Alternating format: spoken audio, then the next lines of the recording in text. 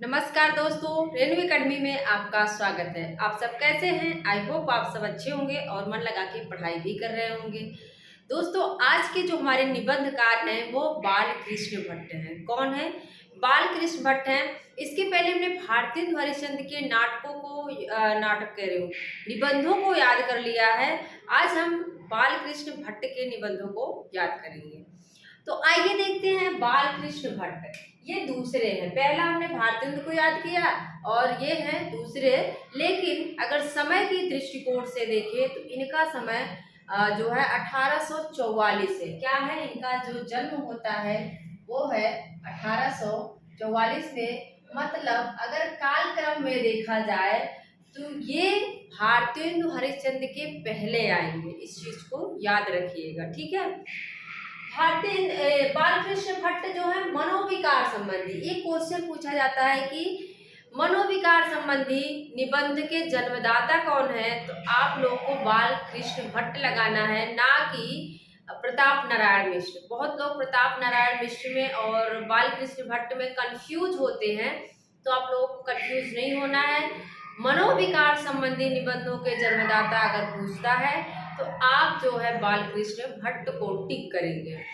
इनका जो है आंख कान नाक है। क्या है? इनका आंख कान नाक है। प्रताप नारायण मिश्र के अलग है, भाव है, बात है और बुढ़ापा है, ये सारे निबंध हैं। लेकिन आंख कान नाक बालकृष्ण भट्ट का है। आप इनको मनोविकार संबंधी निबंध के जन्मदाता कह सकते हैं। और आचार्य शुक्ल ने, कल ही बताया था हमने, शुक्ल ने इनको क्या कहा है? हिंदी का स्टील। क्या कह दिया है? हिंदी का स्टील कहा है। और हिंदी का स्टील बालकृष्ण भट्ट को, प्रताप नारायण मिश्र को हिंदी का एडिशन कहा जाता है। इस चीज को याद रखिएगा।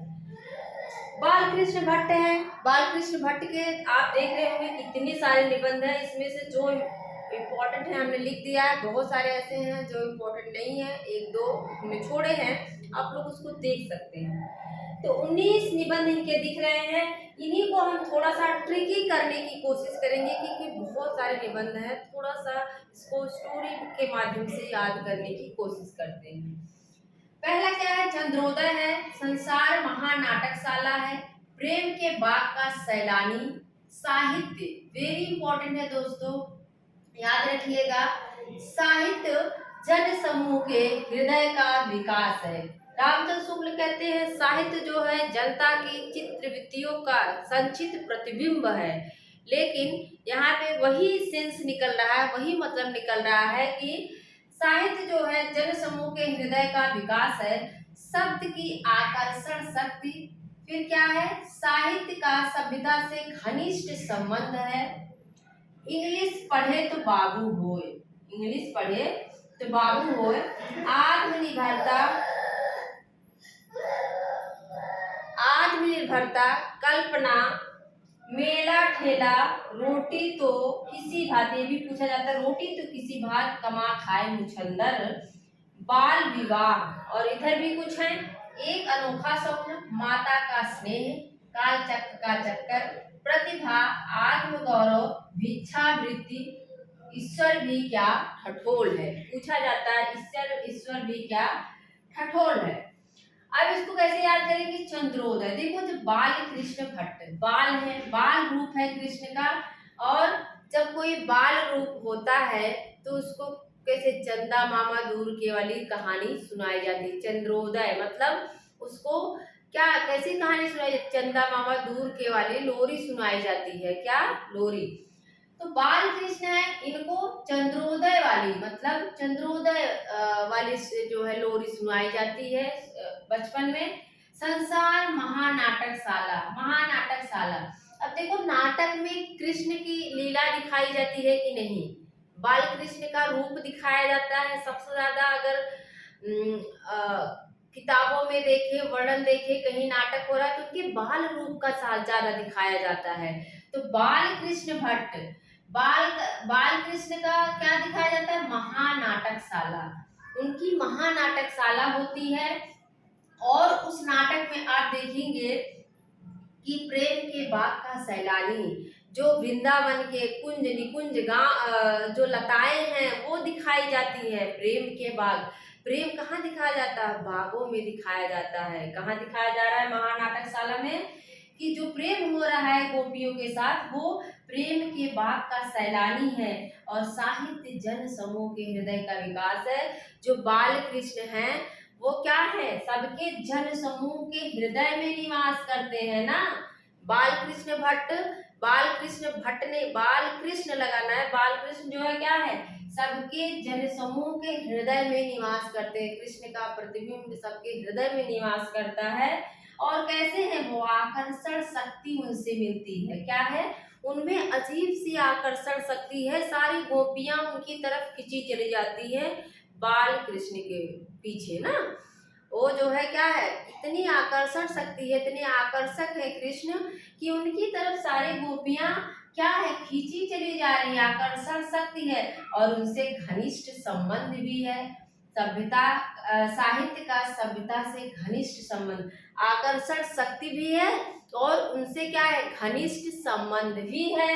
इसके बाद इंग्लिश पढ़े तो बाबू हो। देखो जब बाल कृष्ण, जब छोटा कोई बाल रूप होता है तो उसे हम इंग्लिश में चीजें का खा गा बाद में पढ़ाते हैं, लेकिन सबसे पहले उसे ABCD सिखाते हैं। आज की जो जनरेशन है तो ऐसे इसको याद करना है। जब कोई बाल रूप है, बालक है छोटा सा, तो उसको इंग्लिश पढ़े तो बाबू हो। ऐसी थिंकिंग बन गई है कि इंग्लिश आना चाहिए, हिंदी आए या ना आए लेकिन इंग्लिश उसको आना ही चाहिए। तो इंग्लिश पढ़े तो बाबू हो। इंग्लिश किसको पढ़ाते हैं? अपने बाबू छोटे से बच्चे को सिखाते हैं, बाल रूप को सिखाते हैं, बाल कृष्ण को। और सोचते हैं कि वो इंग्लिश पढ़ के आत्मनिर्भर बन जाएगा। क्या है? आत्मनिर्भर बन जाएगा और कल्पना करने लगते हैं।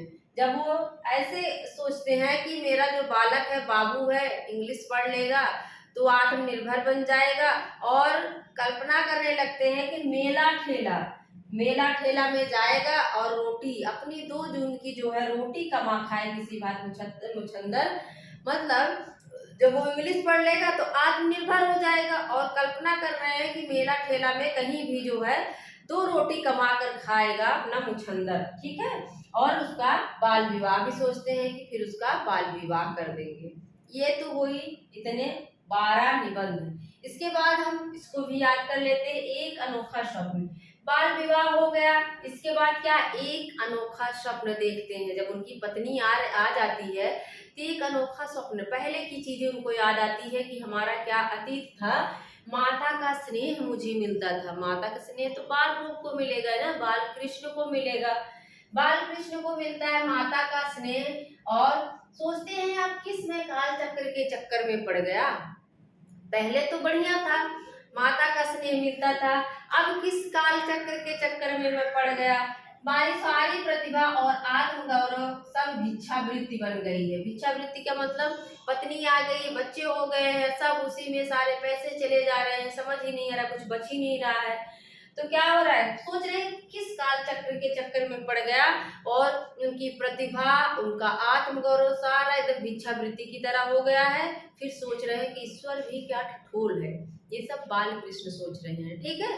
पहले बाल थे फिर बड़े हो गए, तो सोच रहे हैं बाद में कि ईश्वर की क्या अजीब सी लीला है कि ईश्वर भी क्या ठठोल है कि कभी जो है अच्छे दिन होते हैं, कभी बुरे दिन आ जाते हैं। एक बार फिर से देख लो इधर से, चंद्रोदय चंद्रमा वाली लोरी किसको सुनाते हैं? बाल कृष्ण को सुनाते हैं, छोटे बालक को सुनाते हैं, बाल कृष्ण को। और कृष्ण की लीला महानाटकशाला रूप में दिखाई जाती है। उसमें प्रेम के बाग का सैलानी भी, प्रेम कहाँ दिखाया जाता है? बागों में दिखाया जाता है, वृंदावन में दिखाया जा रहा है। और कृष्ण जो है, बाल कृष्ण सबके जन समूह के हृदय में निवास करते हैं। उनमें आकर्षण शक्ति भी अजीब सी है, सबको आकर्षित कर लेते हैं। सबसे घनिष्ठ संबंध भी है। क्या है? साहित्य का सभ्यता से घनिष्ठ संबंध, सबसे घनिष्ठ संबंध भी है। और इसके बाद क्या सोचते हैं हम लोग कि हमारा जो बाल कृष्ण है, छोटा सा बाबू है, वो इंग्लिश पढ़ के बाबू बन जाए। और क्या, जब इंग्लिश पढ़ लेगा तो क्या हो जाएगा, वो आत्मनिर्भर हो जाएगा। और कल्पना करने लगते हैं कि मेला ठेला में कहीं भी दो रोटी कमा खाए मुछंदर, मतलब 2 जून की रोटी अपना कमा के खाएगा, इसके बाद उसका बाल विवाह कर देंगे, ऐसा सोचते हैं। जब विवाह हो जाता है तो फिर जब पत्नी आ जाती है तो वो क्या करते हैं, एक अनोखा स्वप्न देखते हैं। एक अनोखा मतलब पहले की बातों को सोचते हैं कि जो है माता का स्नेह मिलता था उनको, और अब किस काल चक्र के चक्कर में मैं पड़ गया, मेरी सारी प्रतिभा, आत्मगौरव, भिक्षावृत्ति बन गई है। फिर सोच रहे हैं कि ईश्वर भी क्या ठठोर है, ईश्वर की भी लीला अजीब है। दोस्तों मुझे लगता है कि आप लोग को याद हो जाना चाहिए, एक बार फिर से फटाफट देख लो, याद कर लो क्लास में। बाल कृष्ण को चंद्रोदय, चंद्रमा वाली जो है लोरी सुनाते हैं। महानाटकशाला में बाल कृष्ण का रूप दिखाया जाता है, और बाग, प्रेम बाग में जो है उसका, प्रेम के बाग में सैलानी दिखाया जाता है, प्रेम के बाग में बाल कृष्ण का रूप दिखाया जाता है, प्रेम करते हैं गोपियों से। और सबके जन समूह के हृदय में कौन है, बाल कृष्ण है, और उनमें आकर्षण शक्ति है, उनका जो है सबसे घनिष्ठ संबंध भी है। और घनिष्ठ संबंध जब हो गया तो सोच रहे हैं कि अब हमारा बच्चा इंग्लिश पढ़े तो बाबू हो, इसको इंग्लिश पढ़ा देते हैं, बाबू बन जाएगा और आत्मनिर्भर बन जाएगा। कल्पना करने लगते हैं कि मेला ठेला में जाएगा, 2 जून की रोटी कमा खाएगा मुछंदर, और उसका फिर बाल विवाह कर देंगे। इसके बाद जब विवाह हो गया तो एक अनोखा स्वप्न देख रहे हैं कि माता का स्नेह मिलता था, मैं किस काल चक्र के चक्कर में पड़ गया, मेरी सारी प्रतिभा, आत्मगौरव सब भिक्षावृत्ति बन गया है, और ईश्वर भी क्या ठठोर है। तो दोस्तों इतना आसानी से हमने 19 निबंधों को याद कर लिया। आप इसको कई बार देखिए, देखिए कि आपको बाल कृष्ण भट्ट के निबंधों एकदम से रट जाएंगे। और मेरा पूरा वीडियो देखने के लिए आप लोग का बहुत बहुत धन्यवाद। अगर आप चैनल पर नए हैं तो चैनल को सब्सक्राइब कर लीजिएगा, शेयर कर दीजिएगा, लाइक कर दीजिएगा। मिलते हैं अगले वीडियो में। Thank you.